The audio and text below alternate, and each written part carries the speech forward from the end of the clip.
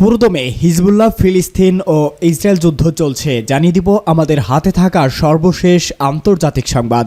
এবার হিজবুল্লাহর হামলায় আয়রন ডমেও শেষ রক্ষা হবে না ইসরায়েলের।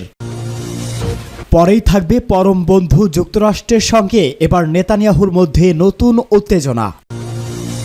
পরেই থাকবে এবার হিজবুল্লাহর রকেট হামলায় কেঁপে উঠল ইসরায়েল, সাইপ্রাসকেও হুমকি। জানাবো ফিলিস্তিনকে রাষ্ট্র হিসাবে স্বীকৃতি দিল আর্মেনিয়া। সর্বশেষ জানিয়ে দিব কেন মুসলিম দেশগুলো ফিলিস্তিনের পক্ষে দাঁড়িয়ে কোনো কথা বলছে না। সংবাদ শিরোনামগুলো শুনছিলেন, এবারে বিস্তারিত। হিজবুল্লাহর হামলায় আয়রন ডমেও শেষ রক্ষা হবে না ইসরায়েলের। ইসরায়েলের সামরিক বহরের সবচেয়ে বড় নাম আয়রন ডম। বিগত কয়েক বছরে এই আকাশ প্রতিরক্ষা ব্যবস্থা দিয়ে গর্ব করে আসছে দেশটি, আর ইসরায়েলকে নিঃশর্ত সামরিক সমর্থন দিয়ে আসছে যুক্তরাষ্ট্র।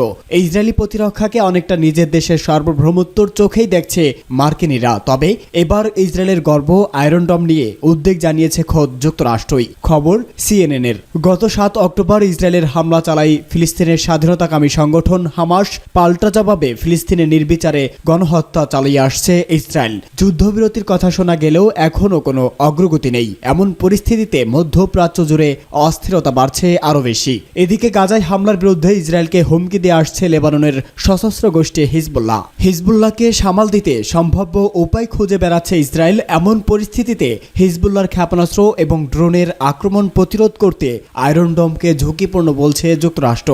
অত্যন্ত 3 মার্কিন কর্মকর্তা CNN-এর কাছে গুরুতর উদ্বেগ প্রকাশ করেছে। ইসরায়েলি এক কর্মকর্তা জানিয়েছে, হিজবুল্লাহর সম্ভাব্য আক্রমণ থেকে বাঁচতে দক্ষিণ গাজা থেকে উত্তর ইসরায়েলের সম্পদ স্থানান্তরের পরিকল্পনা করছে তার দেশ।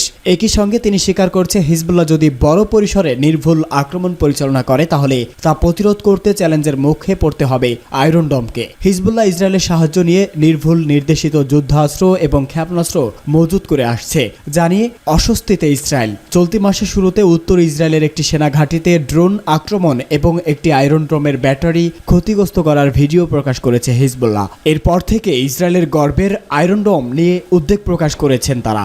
ইসরায়েল বাহিনীর IDF অনুমান, হিজবুল্লাহর কাছে 1.5 লাখের বেশি রকেট ও ক্ষেপণাস্ত্র রয়েছে, যার মধ্য দিয়ে নির্ভুলভাবে নিশানায় আঘাত হানতে সক্ষম হাজার হাজার অস্ত্র।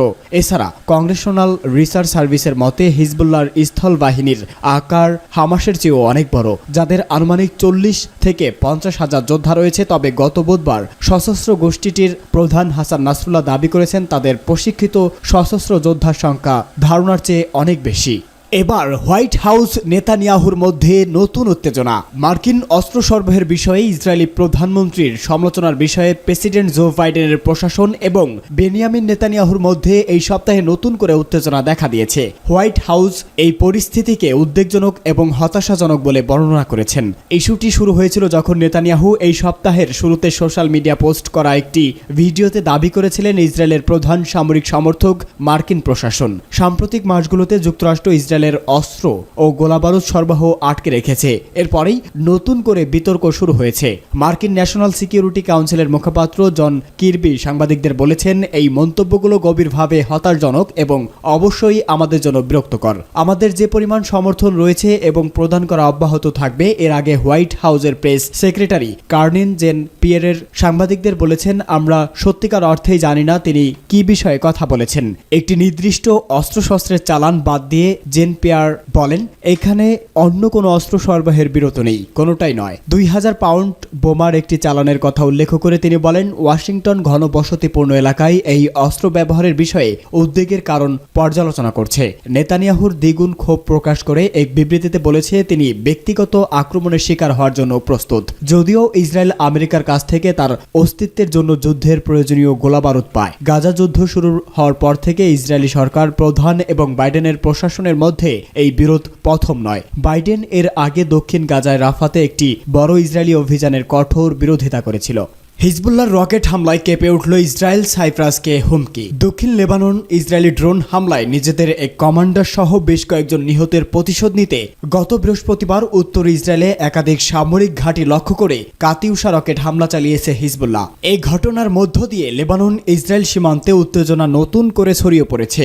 এর আগে হিজবুল্লাহ নেতা হাসান নাসরুল্লাহ হুঁশিয়ারি দিয়ে বলেছিলেন, ইসরায়েল যদি তার গোষ্ঠীর বিরুদ্ধে পূর্ণাঙ্গ যুদ্ধ ঘোষণা করে তবে দেশটির কোনো স্থানই রেহাই পাবে না। এমনকি সাইপ্রাস যদি ইসরায়েলকে বিমান ঘাঁটির ব্যবহারের অনুমতি দেয় তবে সাইপ্রাসকেও লক্ষ্যবস্তু করা হবে বলে হুমকি দিয়েছেন তিনি। উল্লেখ, গত 7 অক্টোবর ফিলিস্তিনি জঙ্গি গোষ্ঠী হামাসের হামলার পর থেকে ইসরায়েল ও হিজবুল্লাহর মধ্যে প্রায় প্রতিদিনই সীমান্তে গোলাগুলি বিনিময় হচ্ছে। হামাসের হামলার জের ধরেই গাজা উপত্যকায় যুদ্ধ শুরু হয়। গত বৃহস্পতিবার ইসরায়েলি বাহিনীর ড্রোনগুলো হামলা চালায় দেইর কিফা সড়কে। ইসরায়েলের ধর্মীয় পরিষেবা প্রদানকারী মন্ত্রী মাইকেল চ্যানেল 40 নিউজকে জানিয়েছে, তার মন্ত্রণালয় যারা সমাধির জন্য দায়ী উত্তরাঞ্চলের যে কোনো অপ্রত্যাশিত পরিস্থিতি মোকাবেলায় প্রস্তুত রয়েছে। অন্যদিকে ইসরায়েলি সেনাবাহিনীর একজন মুখপাত্র আভিচাই আদ্রাই বলেন, উত্তরে ইসরায়েলের যুদ্ধ আত্মরক্ষামূলক, তবে দক্ষিণ লেবাননে ইসরায়েলের অভিযান আরও ব্যাপক। সেনাবাহিনীর কর্মকর্তা লেবাননের সংঘাতের পরিকল্পনা নিয়ে আলোচনা করে তা অনুমোদন দিয়েছে। আমরা এখন রাজনৈতিক নেতৃত্বের সিদ্ধান্তের অপেক্ষায় রয়েছি। আমাদের এখন মূল লক্ষ্য হলো হিজবুল্লাহকে সীমান্ত থেকে দূরে রাখা। হিজবুল্লাহর নেতৃত্বে ও তাদের স্বার্থবলিষ্ঠ স্থাপনার উপর সুনির্দিষ্ট হামলার মাধ্যমেই আমরা আমাদের এই লক্ষ্য অর্জন করব। লেবাননের পররাষ্ট্র মন্ত্রণালয় বলেছে, লেবানন সাইপ্রাস সম্পর্কে গড়ে উঠেছে কূটনৈতিক সহযোগিতার একটি সমৃদ্ধ ইতিহাসের উপর। উভয় দেশের মধ্যে সর্বোচ্চ স্তরে নিয়মিত যোগাযোগ ও পরস্পর সহযোগিতা চলমান রয়েছে। এবার ফিলিস্তিনকে স্বাধীন রাষ্ট্র হিসেবে স্বীকৃতি দিল আর্মেনিয়া। ফিলিস্তিনকে এবার স্বাধীন রাষ্ট্র হিসেবে আনুষ্ঠানিকভাবে স্বীকৃতি দিয়েছে আর্মেনিয়া।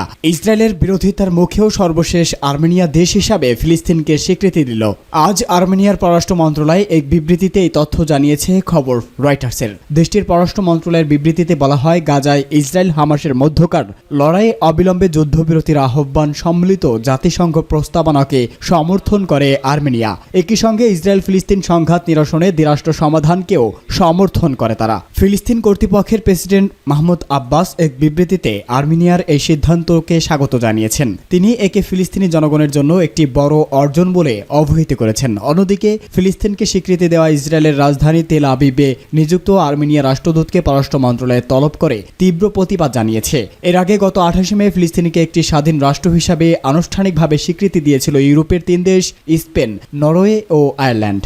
গাজায় ফিলিস্তিনিদের গণহত্যা প্রতিটি মুসলিম রাষ্ট্রের জন্যই একটি স্পষ্ট উদ্বেগের কারণ। তবুও দুর্ভাগ্যবশত বিশ্বের মুসলিম রাষ্ট্রগুলো এই ঘটনার কড়া প্রতিক্রিয়া জানানো থেকে বিরত থাকছে। বিশ্বের মুসলিম দেশগুলোর প্রতিবাদের ভাষায় শুধুমাত্র নিন্দা জানানো আর সমালোচনার মধ্যেই সীমাবদ্ধ।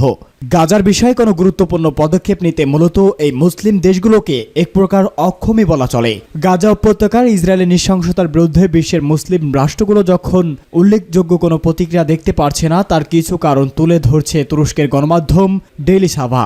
আরব বিশ্বের প্রেক্ষাপট, কিছু কিছু রাষ্ট্রের মুসলিম শাসকরা ফিলিস্তিনকে বোঝা হিসাবে দেখে থাকেন। ফিলিস্তিনে তাদের কোনো পদক্ষেপ বিশ্বের শক্তিশালী রাষ্ট্রগুলোর সঙ্গে দেশের সম্পর্কের ওপর নেতিবাচক প্রভাব ফেলবে না বলে মনে করেন তারা। তবে ইসরায়েল পুরো ফিলিস্তিন দখল করে নিলেও মুসলিম শাসকদের উদ্বেগের পরিমাণ কম হতো বলে ধারণা করা হয়, কারণ গাজায় এমন নৃশংসতা আর গণহত্যা চলতে থাকায় নিজের দেশ এবং দেশের মানুষের কাছ থেকে চাপের মুখোমুখি হচ্ছেন শাসকরা। আর এ কারণেই কোনো কার্যকর পদক্ষেপ না নিতে পারলেও ইসরায়েলের বিরুদ্ধে অন্তত প্রতিবাদ বা নিন্দা জানাচ্ছে দেশগুলো। ইসরায়েলের বিরুদ্ধে মুসলিম দেশগুলোর প্রতিবাদ না জানানোর একটি উল্লেখযোগ্য সামরিক দিক রয়েছে। পাকিস্তান পারমাণবিক ক্ষমতা সম্পন্ন একমাত্র মুসলিম সংখ্যাগরিষ্ঠ দেশ, কিন্তু এই দেশের ভৌগোলিক অবস্থান ফিলিস্তিন থেকে অনেক দূরে, তাই চাইলেও ইসরায়েলের বিরুদ্ধে পাকিস্তান কোনো কার্যকর পদক্ষেপ নিতে পারবে না। অন্যদিকে প্রতিবেশী দেশ এবং আরব ও অনারব উভয় মুসলিম দেশগুলোই পারমাণবিক অস্ত্রের দিক থেকে পিছিয়ে রয়েছে। ইসরায়েল গাজায় পারমাণবিক বোমা ফেলা এবং বোমা ব্যবহার করবে না, কারণ এতে ইসরায়েলের নিজ ভূখণ্ডের ক্ষতি হতে পারে। এছাড়া পারমাণবিক বোমা ব্যবহারের পর বসবাসের অযোগ্য হয়ে যাবে গাজা অঞ্চল। তবে এটি বিনা দ্বিধায় অন্য দেশের উপর পারমাণবিক বোমা ফেলতে পারে। আর মুসলিম দেশগুলো এই বিষয়ে নিশ্চিত বলেই তারা ইসরায়েলের সঙ্গে কোনো ঝামেলায় জড়াতে চায় না। মুসলিম